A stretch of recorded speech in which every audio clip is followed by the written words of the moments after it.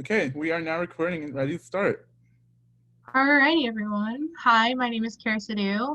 I'm a junior. I'm majoring in industrial engineering. I am the UPUA Executive Director of Sustainability and the Professional Development Director for Latino Caucus. And hi, everyone. My name is Rene Richardson. I am the Director of Educational Equity for the Department of Sustainability within UPUA. I'm a sophomore and my major is Business Management. Alrighty. So the purpose of this event is just to inform student leaders about what they can do to make sure students have a more equitable experience here on campus. We also want students to be able to advocate for their peers with this presentation. You'll be able to learn about what microaggressions are and how you can be more inclusive to different groups on campus. Yeah, so the way the session is going to run is first we're going to define diversity, equity, and inclusion. And then after that, we're going to talk a little bit about why it's important. And then we're going to go through some microaggressions towards different groups of marginalized populations.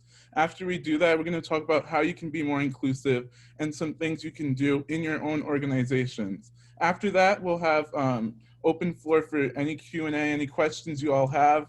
Just keep them in your head and type them as the session goes, or wait for the end and we'll be glad to answer any questions you have. So with that being said, we're going to start off first with the definition of diversity. So diversity is difference in racial, ethnic, socioeconomic, geographic, and academic or professional backgrounds, experiences, and identities. So this can include, for example, people with different abilities, opinions, social experience, religious beliefs, political beliefs, sexual identities, heritage, and life experience. So I want you all to start thinking as we go through this, is your organization diverse? What different things and different people in your organization? So really think about that. And if it's not diverse, think about how you can make that your organization more diverse. All right, so equity. Equity refers to proportional opportunities and access, in which we recognize that because of systemic barriers, some students do not have as many advantages as others, and this results in disparate outcomes. As educators and leaders, we aim to dismantle barriers, distribute resources, and maximize access.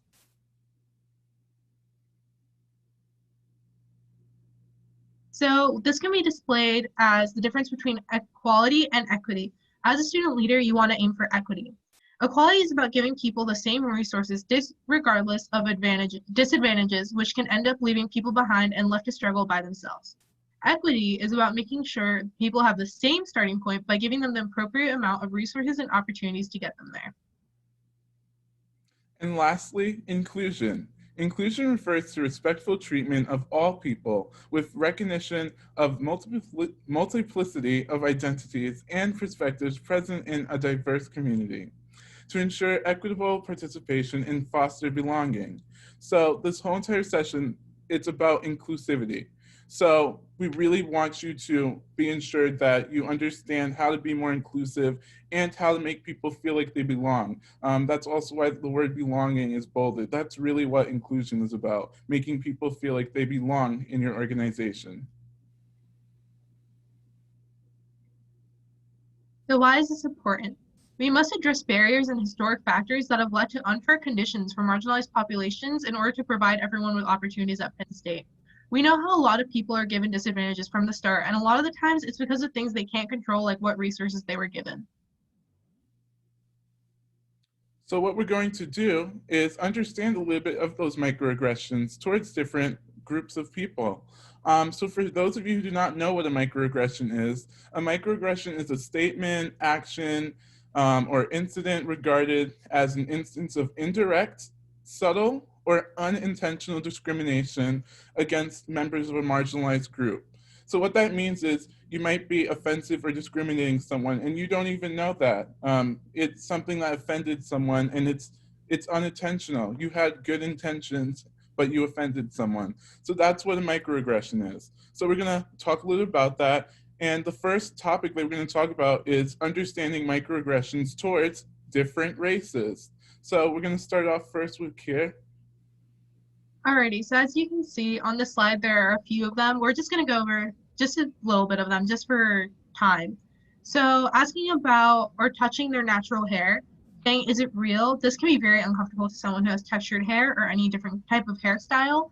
And pointing it out or asking them to touch them can kind of be dehumanizing because as someone, if you do not have texturized hair, you do not really feel comfortable when people approach you about your hair. So why would you approach someone else about it? Saying, I'm not racist, I have a blank friend. Just because you're friends with people from certain race or sexes or genders, that does not mean that you have never been discriminatory against them. It's all about your actions and what you have done. Tone policing, you're too aggressive, or wow, I thought you'd be like this. That can be very uncomfortable for other people to hear, and you might not realize that what you're saying to them has put them in a very uncomfortable situation. Asking if someone had come here illegally or not, or assuming someone is from Mexico. Asking if someone had come here illegally, you're kind of insinuating that anyone from their race or color has not been able to obtain citizenship legally, which can in return make them feel uncomfortable by you asking that and by you assuming that, which is very inappropriate. Saying, wow, you're really smart for a blank. This also applies to different races, genders, sexes, sexualities, just because you're kind of saying that anyone from their sort of categories, you don't expect them to be educated. And that, again, is very inappropriate. Okay, and some from this list, oh, you're Chinese, right? So if you look at someone and assume they're Asian or something like that, and assume that they're from China, really looking at people and assuming where they're from, it's really offensive. Ask someone, like, in a positive way, try to get to know someone, instead of just assuming where they're from. Also talking about their traditions in a way that's exotic, thinking that, oh wow, your traditional wedding must be exotic and cool. They could have a normal a wedding that's just the same as yours. So really understand people for who they are. The model minority myth. So that is basically assuming that the person is coming for the American dream and that they'll be smart and successful and have little discrimination. This is really going up to someone and being like, oh, you came here for the better life. What are you complaining about? Things like that, really making them feel like they're not being discriminated against and that they came here for a better life. Um, Another thing is assuming religion. So for example, if you see someone and they say they're from this area, assuming that they believe in that certain thing. Anyone can believe in whatever they want and follow whatever they want. So stop assuming that someone is believing in a certain thing because of their region. And that same goes with the religious garments, outfits. You might not know that they have to wear that. So don't go up to them and say, why are you wearing this? Or can you take it off for our like meeting or whatever like that, whatever it may be, it's their right to wear it. So really respect that. And if you want to learn more about it, then ask them. Another thing is subconsciously having fear of terrorism towards someone, just based on many things, skin color, for example, being afraid of someone and moving away. Like you're not saying anything, but you might just move away from someone when they come close to you, something like that. Or if you hide your bags, that's all different things that are subconsciously microaggressions, and it's really offensive to someone if they're noticing that. And lastly, assuming their home country, like as if their home country isn't America, as if they're not from here.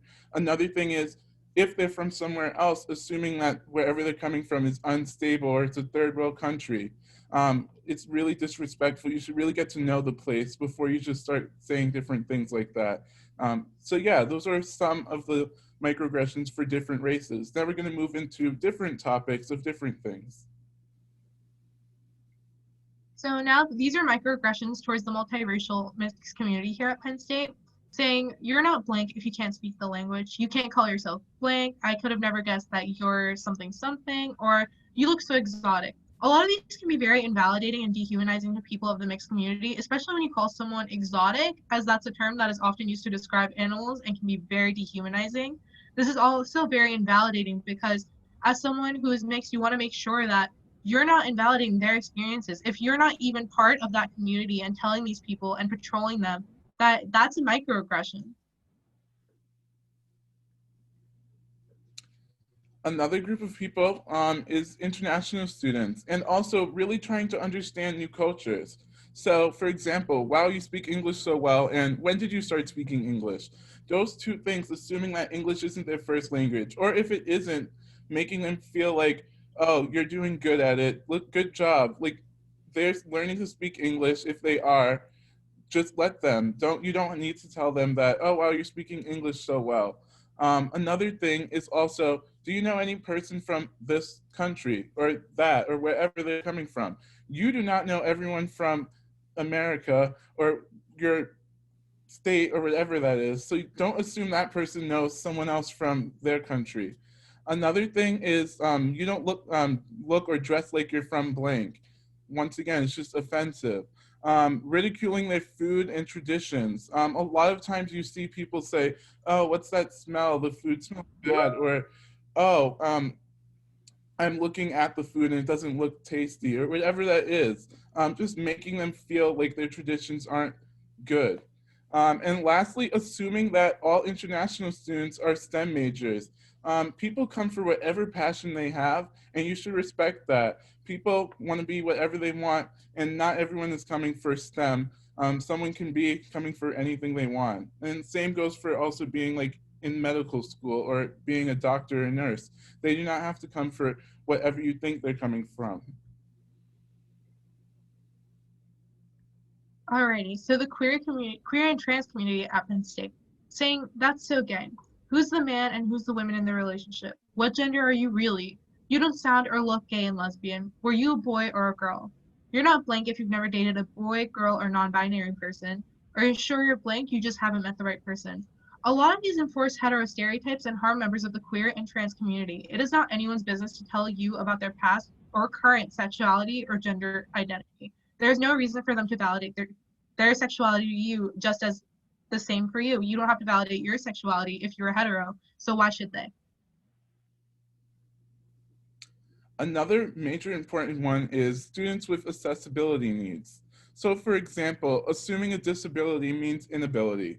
So if someone says they have this disability for a certain thing, assuming that they're not able to function at all, assuming that they're not able to do the normal things that you are able to do, just because they said they have a certain disability. Another major one is a lot of people don't notice this, but using terms as "you're blind" or "oh, I'm blind," "that's lame," "I'm so dyslexic." It's embedded in a lot of people's vocabularies, and we really need to try to get that out of our vocabularies because it's not inclusive, and it really makes that other person that does have that disability feel bad. Belittling or treating people as other or different. A lot of times people, use the baby voice to talk to someone and making them feel like they're a little child when they're the same age as you. Things like that. Also making someone feel like they're other or different. Everyone wants to feel the same. Everyone wants to be included. So making someone feel other isn't helping in any way. Also, assuming a certain disability is a negative or bad thing. A lot of times you hear, "Oh, it's so unfortunate that you're suffering from this."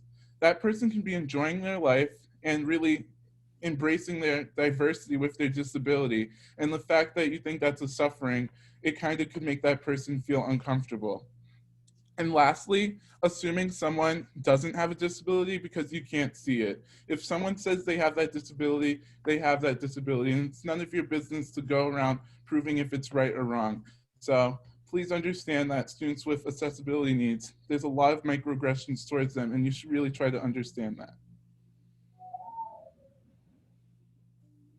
Alrighty, so adult learners and non-traditional students. A lot of older and non-traditional students already struggle with adjusting to a new generation around them, as well as the technology used on campus. It's important that we, as privileged traditional students, provide them with the help they need as peers so they can succeed as well. So some microaggressions for this are you sure you're ready for college? You look too old or young to be in college, making fun of a non-traditional student for not understanding technology, and knowingly excluding them due to their age. If you're working on a group project, try to include them more. Maybe help them out with some of the things that they're struggling with. Maybe it's like setting up GroupMe or setting up how a group chat works. Calling an older student creepy when they're being friendly. Obviously, if you feel that a student is threatening you or you feel that they're overstepping boundaries, then obviously report that. That is very unsafe for your mental being. But when it does come to students being friendly, the problem is that they're trying to get to know people who are in this new generation, and sometimes there's some sort of disparity between how they should get to know you or how they can even ask you for help. So that's why it's important to respect others and their opinions. So, as leaders, it's important to seek to understand and respect others.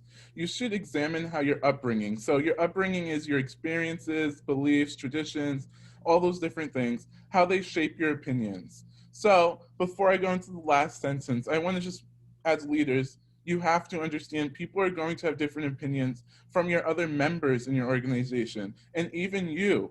So it's really important as a leader to show that you can still have those differences and set those aside and create a welcoming and safe place that's inclusive for everyone, whether you agree or disagree with them.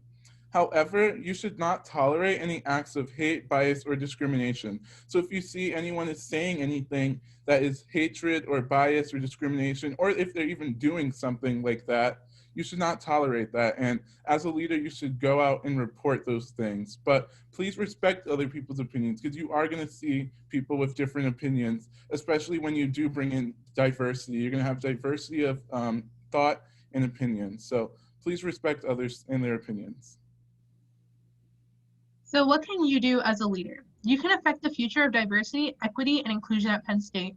If you see something, say something. Prevent cliques that do not promote or thwart diversity and inclusion. Have a general meeting to examine inclusion within your organization. Google it. Go and learn more about other communities and cultures. Google is such an extensive search engine, or if you want to help the environment, even use Ecosia. Have a general meeting to examine inclusion within your organization. Look at your organization general body. Is it all the same people? You want to see what you can do in order to get people from different backgrounds that still pertain to your organization's mission. And on top of those different things you can do as a leader for your organization, also do these things to be more inclusive. So really get to know someone beyond what you think you can see, beyond what you're looking at. Really get to know them and where they're coming from. That leads to the second one. Listen to understand people's stories and educate yourself. So don't just ask, oh, how are you? But you don't really care and you're just saying it to say it. Really listen to understand where that person's coming from, because a lot of people have differences and different stories, and it's really interesting to hear actually where these people came from and what happened in their life. Another thing is include people to form authentic connections, not just for show. So don't tokenize. So what this means basically is when you have an event in your organization, don't just invite people and be friendly just so people can look around and say, oh, look, they're being inclusive and friendly. You need to be authentic when you're doing things. You need to actually include people because you want to get to know them. You want to get to know their cultures and where they're from. And you also want to help them get to know you as well. It's a two-way system. They get to know you and you get to know them. So please, when you do host events and things like that, really try to get to know people and form authentic connections. As leaders, it's really important to make these steps that we just discussed to really make things more inclusive at Penn State. So let's examine how you might be reinforcing barriers to diversity, equity, and inclusion. Your organization may be preventing people from participating. Adult learners may have a family they have to take care of and cannot attend to your Zoom meetings. Meetings may not be accessible to students with disabilities. So when it comes to this, adult learners may have a family. This can be about the timings of your meetings. Are your meetings being recorded? Are there meeting minutes that are available to general body members so that they can read it and be able to understand what happened during that meeting at a later time? The meetings may not be accessible to students with disabilities. So now that we're on Zoom because of COVID, we have to make sure that we're being accessible to students who cannot see, hard of hearing, or are deaf. So if you are deaf, are you able to see what your organization is talking about? Are there some sort of documents that someone can read while the meeting is going on? So then for students who are blind, are you seeing everything that is being shown on the screen? You have to make sure that you're being accessible to all these different varieties of students who may have disabilities. Endorsing exclusionary narratives. People may notice that your organization promotes a narrow narrative of how to live or feel their salient identities. People who are multiracial may not feel like they're allowed to join certain organizations. If you do not actively communicate accessibility and inclusion, people may not be aware that they can participate fully. For example, can someone with a physical disability participate in a wilderness excursion that is part of a club? Have you made aware whether or not you will be accessible to those students? Talking about identities. Does someone who, for example, growing up in a different culture than one that is normally associated with their race. So an example of this can be a Black person who's brought up in an Indian household due to adoption. Do they feel welcome to join ICLC or SASA, which are two South Asian and one Indian club on campus? Do they feel comfortable enough to join Black Caucus? As long as you're showing a diversity type of thing throughout your general body, they can feel welcome. And you just have to make sure that maybe explicitly you're saying that anyone is welcome. So for more people that need the resources and support, understand there are a lot of resources and support. So first things first, before we get into the resources, please, if you see any bias, hatred, anything, report bias.psu.edu. You need to report as a leader. You should not, as a leader, wait for someone else to report something. If you see something you know it's not right, you need to step up to the plate and report it right away to make people feel more safe in your organization. So please visit these other websites on your own free time to get to know more. The Paul Robeson Cultural Center, the Multicultural Resource Center. These two places are really good to learn more about different cultures and ethnicities. Pascarilla Spiritual Center, really good to learn about different religions and their traditions and learning about those different types of things. Center for Sexual and Gender Diversity. It's really good to learn about different sexual orientations, genders, different things like that, and really understanding people. The accessibility websites are important. They give you actually a lot of resources in how you can make your club and organization more accessible. It tells you, okay, maybe you should make this font larger, things like that. So it's really important to check out these websites if you really have a specific question on how to do a certain thing. And lastly, the equity website. They are really helpful in promoting educational equity.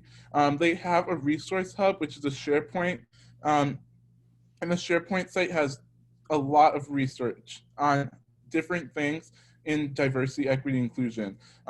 In the recap email that I'm going to be sending out later on, it's going to have this session that you can send out to your different people that you are in the organization with, but it also will have the link to that SharePoint. So please check out that SharePoint if you want to learn more about how you can do things and make those action steps. And please reach out for help and ideas on how to make your organization more inclusive. We are here to help you, and my emails are empty. I can definitely help you out if you need anything or any resources. So please be aware that if you need anything, we are able to help you. So with that being said, I know this wasn't working last time, so it is going to be in your email for the feedback form, but you can scan this QR code. It might not work. It might, I'm not sure, but please scan the feedback form or look in your email, and please let us know how the session went. The next couple of minutes or however long it takes is going to be Q&A, and I'm going to let Kier ask one question that we want you all to participate in just before you all go. All right. So the one question I have for all of you is, how are you going to make sure that you are thwarting some sort of uniformity within your general body? What are you going to do to promote diversity and inclusion? All right, so with that, you can use the Q&A if you want to be anonymous, or you can type it in the chat. We just want to see different ways that people are doing things. It's important also because if you might not know what to do, another comment you see in the chat might help you have an idea of what you can do to be more inclusive. So if you can, just anything that you're going to do differently to really make, Penn State and your organization more inclusive. Alrighty, so I do see that we have a question already.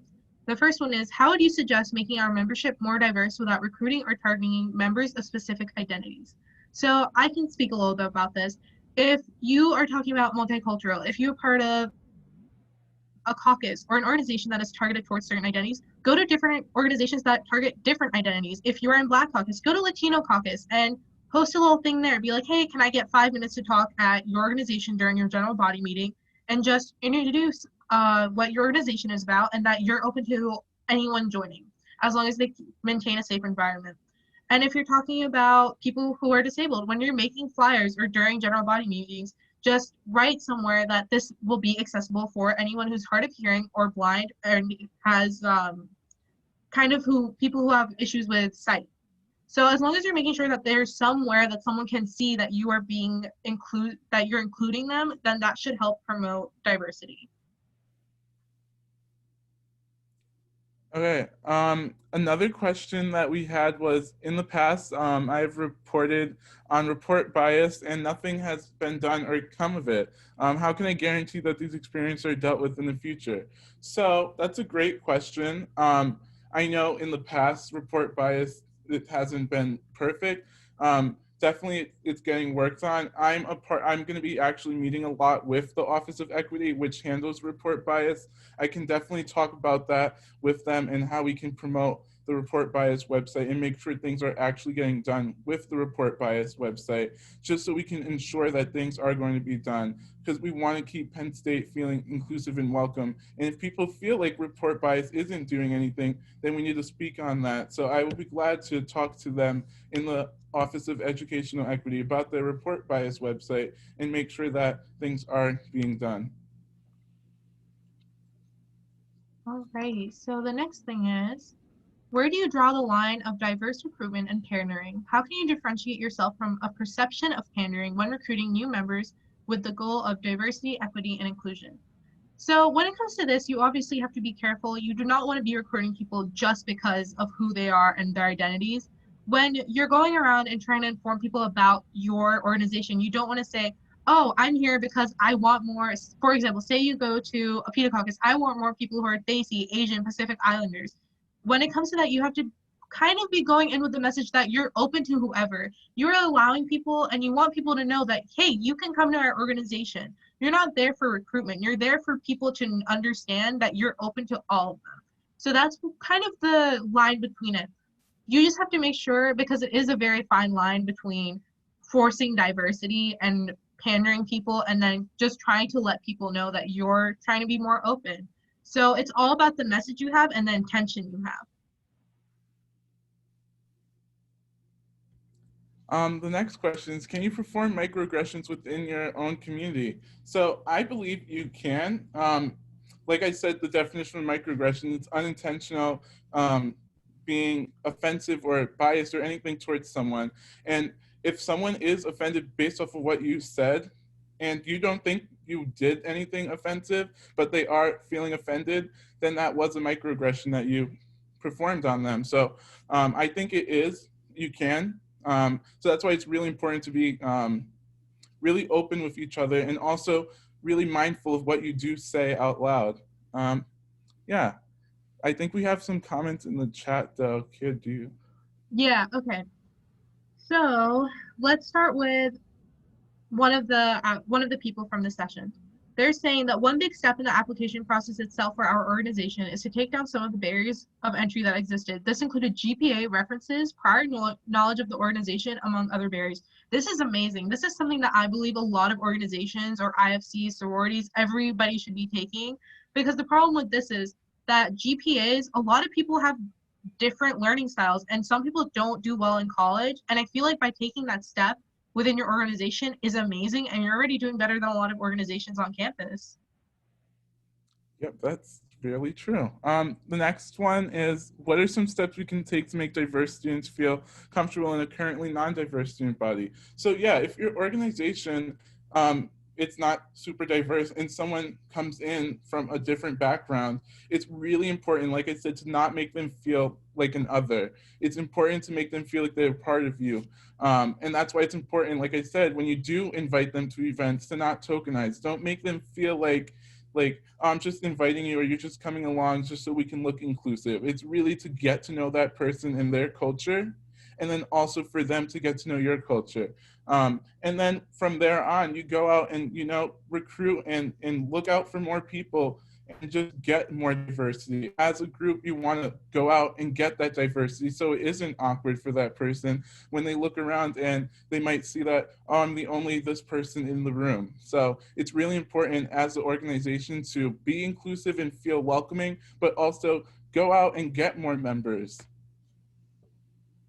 Alrighty, so the next thing we have, a question about diversity. During recruiting process, would you say the student leader or employee should prioritize on qualifications or diversity? I've been talking about this a lot with a lot of other people, and it really depends. When it depends on, you have to understand, why are you taking this applicant? It should always come first to qualifications, and sometimes diversity goes hand in hand with that. if you look at your task force, say that, for example, my department, right? I'm looking at my department. If it was all white, I would say, what views am I missing? Because I don't have people who are either older, they have certain disabilities. What views am I missing as a student leader? Who am I not taking into account when I'm working on these initiatives? Then I would need to take on someone that has those diversity type of notions. But when it comes to qualifications, that is also a qualification. And when it comes, so another thing is when it comes to employers, right? You have to make sure that you're not rejecting people based off diversity. You have to make sure that you're not rejecting someone because they're black, they're white, because they're older, or because they're younger. It's really about their qualifications. So there have been issues about this where people are saying, oh, I need to take on this person because they're black or because they're white. And necessarily that's not true. It's really all about qualifications. And you just have to make sure that when you're doing this, you're not turning away people because of their identities. And that's really why this has been such a problematic sort of issue, because people are turning away others due to their race. And those are just what we have learned from different resources. Yeah.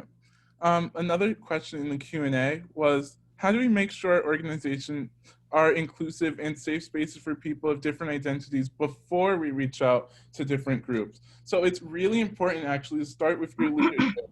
That's why this event was catered towards the leaders. We want the leaders to understand what you can do, and then you can go and tell your executive boards and your outreach and all those people, and then your members.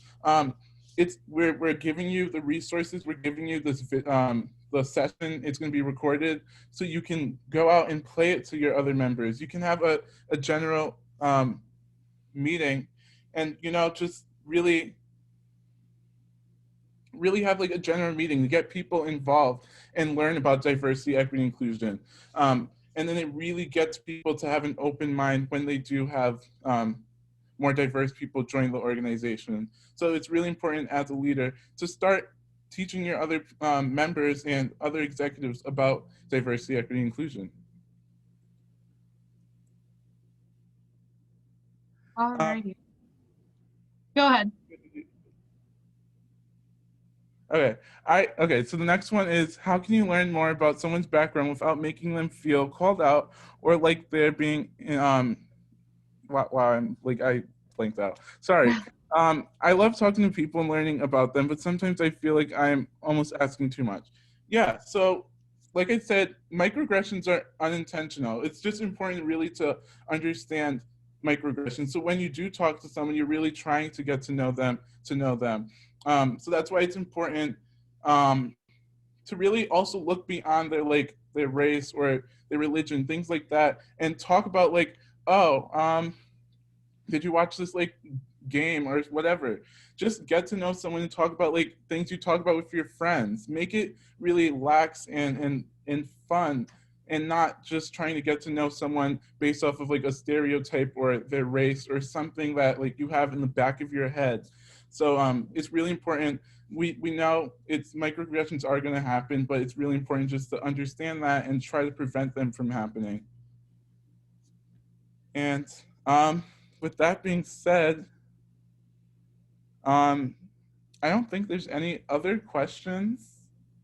If you do have questions, please feel free to contact us or keep them coming or whatever it is.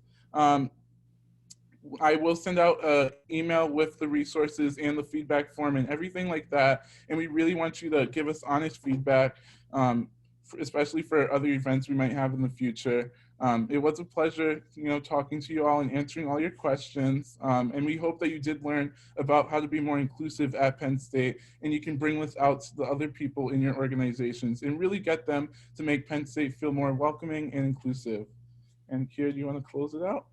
Alrighty, guys. I hope that you guys were able to learn some things from this. And I hope that when you go back to your organization or other student leaders, that you can pass on what you've learned from this. And Rene is going to be sending you out an email, and hopefully you can pass that along too. And I hope to see you guys at our next webinars, which we'll be hosting in November.